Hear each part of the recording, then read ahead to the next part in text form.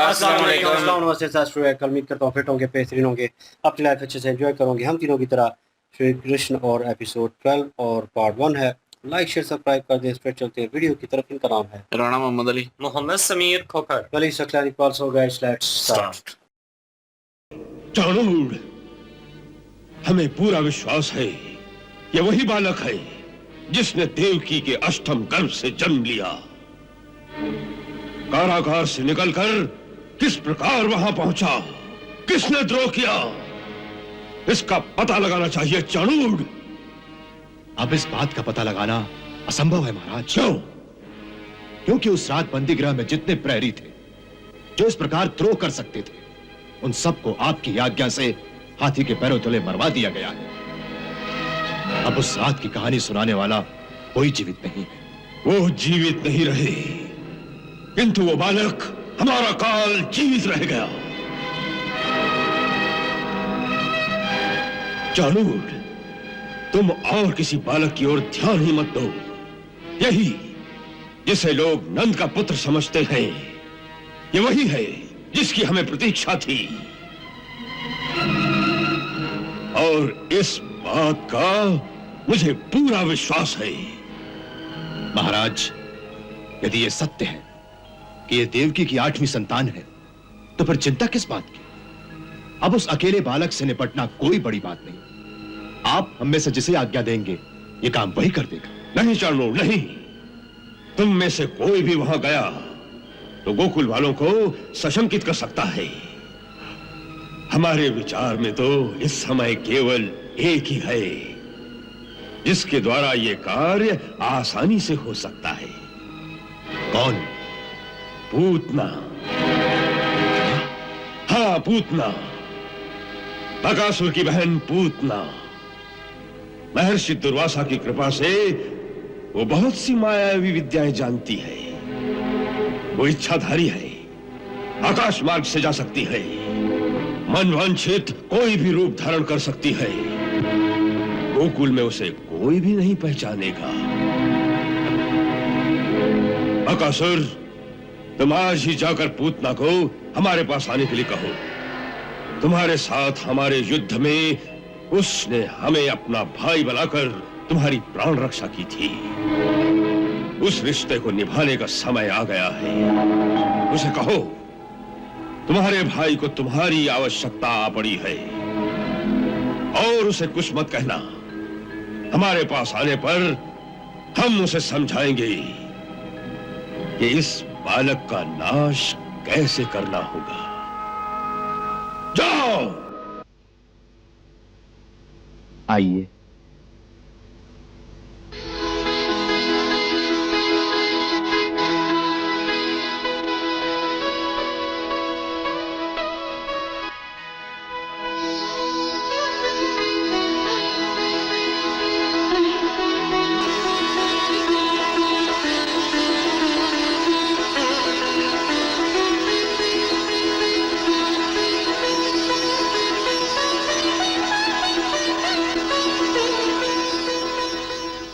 प्रणाम।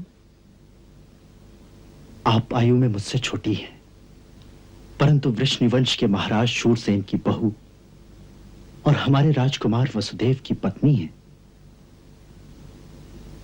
इसलिए आपको नहीं, मुझे आपको प्रणाम करना चाहिए। आपका स्वागत है गोकुलपति जी। गोकुल में सब कैसे हैं? और यशोदा भाभी कैसी हैं? प्रभु की कृपा से सर्वथा कुशल है। और वो चलिए भीतर के कक्ष में चलें। आइए।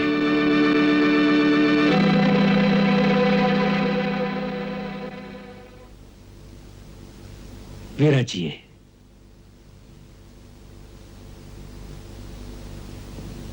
सबसे पहले तो आपको पुत्र जन्म की बहुत बहुत बधाई हो। धन्यवाद। ये सब तो देवी माँ की कृपा और गुरुदेव शांडिल्य के आशीर्वाद का फल है। आप लोगों को भी कारागार से मुक्त होने पर बधाई हो। रोहिणी भाभी ने आपको प्रणाम कहा है और आपको बंदीगृह से घर आने के शुभ अवसर पर बधाई दी है। रोहिणी दीदी, स्वयं कुशल से तो है ना? और उनका पुत्र? उनका पुत्र? हाँ, उनका पुत्र कैसा है वो? उस बालक के बारे में मैं आपको एक गूढ़ रहस्य बताना चाहता हूं। वास्तव में वो रहस्य देवकी भाभी को पता है।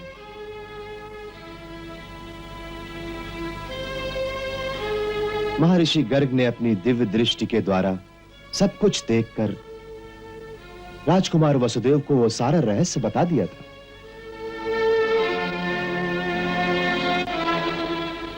ओह, क्या दैवीय चमत्कार था वो।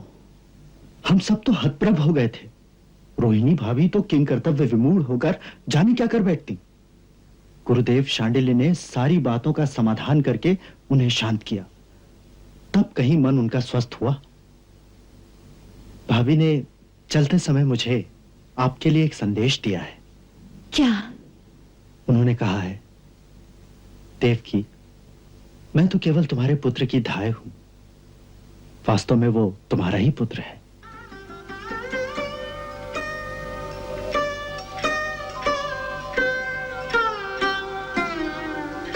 कितनी उदार है दीदी। जो उनकी गोद में खेल रहा है वो मेरा ही 7वां पुत्र है। ये सुनकर मुझे बाकी सब पुत्रों की मृत्यु भूल गई है। ऐसा लगता है जैसे मेरे हृदय के घाव सब मिट गए हैं। भाभी तो पुत्र को लेकर आपके पास यहां आना चाहती थी। बालक को यहां लाना चाहती थी? हाँ। नहीं, उन्हें कहना ऐसा कदापि ना करे। कंस भैया को यदि भी पता चल गया कि मेरा एक पुत्र भी जीवित है तो उसे भी जीवित नहीं रखेंगे। रोहिणी दीदी से कहना कि वो आप ही का पुत्र है, मेरा कुछ भी नहीं। भूल से भी कहीं ये ना कहे कि मैं उसकी कुछ लगती हूँ अथवा मेरा उससे कोई संबंध है। वो मेरा ना होकर ही जीवित तो रहे, बस मुझे और कुछ नहीं चाहिए। चाणूर, अभी तक पूतना नहीं आई। महाराज, उसे लाने के लिए बकासुर स्वयं उसी समय चला गया था। वो आकाश मार्ग से आती है, इसलिए आती ही होगी। चाणूर, अभी नंदराय और उसके साथी मथुरा में ही हैं। सांझ से पहले वो घर नहीं पहुंचेंगे। हम चाहते हैं यदि उनके घर पहुंचने से पहले ही पूतना गोकुल में जाकर अपना काम पूरा कर ले तो उसे सुविधा होगी। महाराज, पूतना आ गई है। हाँ।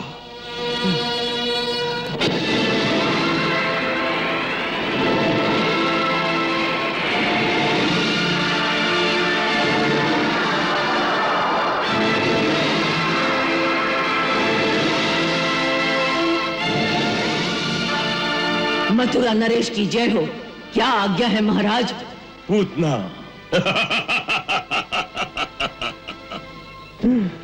पूतना, तुमने हमें अपना भाई स्वीकार किया है। आज हमें तुम्हारी सहायता की आवश्यकता है। आप आज्ञा दें, पूतना अपने प्राण देकर भी भाई की सेवा करेगी। हाँ, तो इसी समय गोकुल में जाओ और वहां नंद के घर में एक नवजात बालक है। कहते हैं कि उसका जन्म आज से 7 दिन पहले यशोदा के गर्भ से हुआ। पर मुझे पूर्ण विश्वास है, आकाशवाणी के अनुसार जिसने मेरा काल होना है ये वही बालक है जिसके लिए मैंने देवकी को इतने वर्ष तक कारागार में रखा। किसी छल के द्वारा वो मेरे हाथ से बच के निकल गया। अब तुम्हें उसकी हत्या करके मेरी चिंता का अंत करना है। एक नन्हे से बालक की हत्या, बस इतना ही काम है भैया। ये नन्हा सा बालक कोई साधारण बालक नहीं है पूतना। यदि मेरा अनुमान सत्य है तो वो स्वयं विष्णु ही है, जो देवताओं की रक्षा के लिए पृथ्वी पर अवतीर्ण हुआ है। इसलिए यह कार्य शायद इतना सहज नहीं होगा जितना तुम समझती हो। हाँ, विष्णु बहुत छलिया है। इसलिए तुम्हें बहुत सतर्क होकर वहां जाना चाहिए।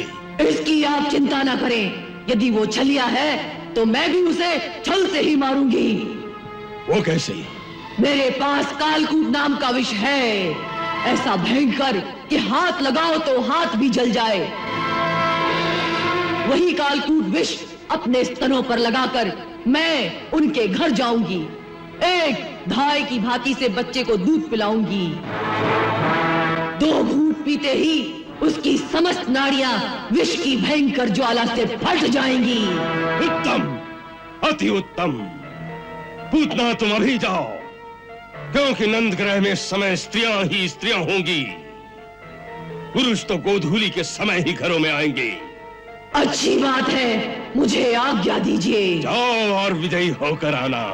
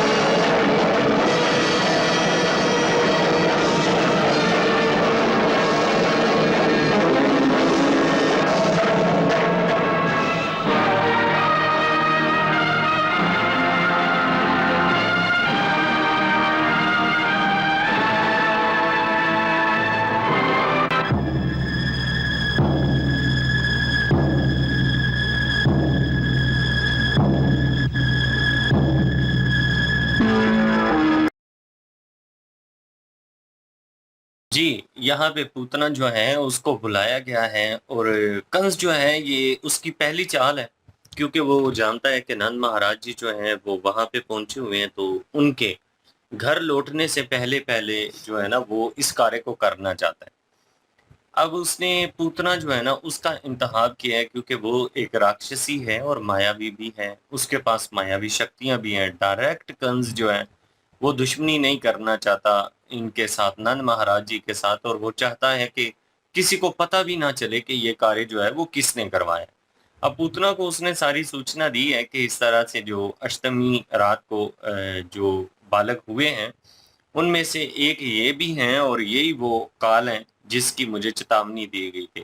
अब पूतना ने एक तरीका ढूंढा है और पूतना ने कहा है कि उसके पास एक ऐसा जहर मौजूद है जो अपने स्तनों पे लगा के तो दूध पिलाने के बहाने वहां पे जाएगी और एक दाई के रूप में वो वहां पे जाएगी और उसको ये लगता है कि इस कार्य को वो मुकम्मल कर लेगी।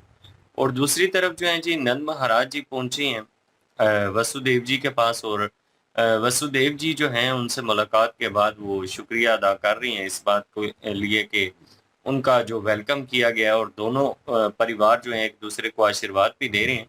लेकिन ये है कि वसुदेव जी ये जानते थे कि उनके जो पुत्र हैं बलराम जी वो उन्हीं की दूसरी पत्नी के पास हैं और वो बिल्कुल महफूज हैं। लेकिन दूसरा जो रहस्य है ना वो उन्हें नहीं पता, श्री कृष्ण जी वाला। अब यहाँ पे जब वसुदेव जी की पत्नी जो है देवकी जी, उन्होंने जब ये किस्सा छेड़ा है तो नंद राज जी को लगा कि इन्हें नहीं पता। फिर अक्रूर जी ने बताया, उन्होंने कहा कि इन्हें सब कुछ पता है और महर्षि जो है उन्होंने इनको बता दिया है, तो इसलिए आपको किसी किस्म की चिंता की जरूरत नहीं है। बिल्कुल जी। और दूसरी साइड पे एक साइड पे तो उनको पता चल चुका है, सबको पता है कि जो 7वीं संतान है वो अभी तक जीवित है, लेकिन जो कृष्ण जी हैं उनका अभी तक रहस्य जो है वो रहस्य ही है, वो अभी तक पता नहीं चला। ना ही वो क्रूर जी को पता है, ना ही नंदराय जी को, और ना ही जो है वो वसुदेव जी को पता है। तो वो भी राज जो है वो खुलेगा कभी तो। लेकिन अभी वो सिर्फ 7वीं जो संतान है जो कि बलराज है उनके बारे में पता था। तो खैर दूसरी साइड पे अब वो प्लान बना रहा है, कंस जो है वो मारने की, मतलब कि सूचना बना रहा है कि क्या किया जाए, और चानूर जो है उसे मशवरे दे रहा है कि अभी जो है वो इधर ही होगा, तो पूतना जो है उसको बुलाया जाएगा और पूतना के ज़रिए जो है वो ये कार्य करवाना है। अब वहाँ पे ज़ाहिर है कोई होगा नहीं, तो सिर्फ महिलाएं ही हैं वहाँ पे, तो उन्होंने जो है पूतना को बुलाया। अब पूतना तो आ गई है, वो बकासुर जो है उनको बुलाने गया था, तो अब पूतना आ गई है, तो पूतना जो है वो उसने अपने ज़िम्मे ये सारा काम ले लिया है। अब वो रूप बदल के, क्योंकि रूप बदलने की उसमें जो है वो ताकत है, अब रूप बदल के जो है वो पहुंची है गोकुल में। अब देखते हैं कि आगे क्या होता है जी। बिल्कुल जी, सेम सिचुएशन है। लेट्स सी, देखते हैं क्या होता है। नेक्स्ट पार्ट पे चलते हैं। लाइक शेयर सब्सक्राइब कर दीजिएगा। इंशाल्लाह मिलते हैं नेक्स्ट वीडियो में। ख्याल रखिएगा, अपना भी याद रखिएगा। तब तक के लिए अल्लाह हाफिज, पीस।